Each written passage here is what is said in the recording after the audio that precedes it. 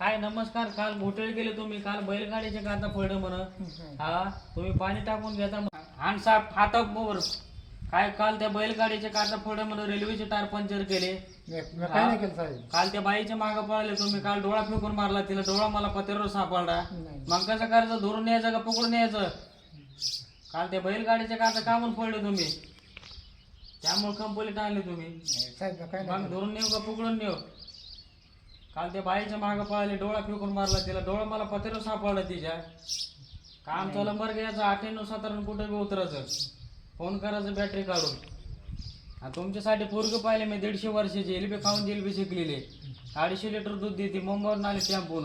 Colour गेला तर पैसे परत, गॅरंटीचा माल आहे. मग धरून नेऊ का पकडून नेऊ? नाही. आता दारू नका पिऊ, डायरेक्ट गोळ्या घालीन मग फेकून.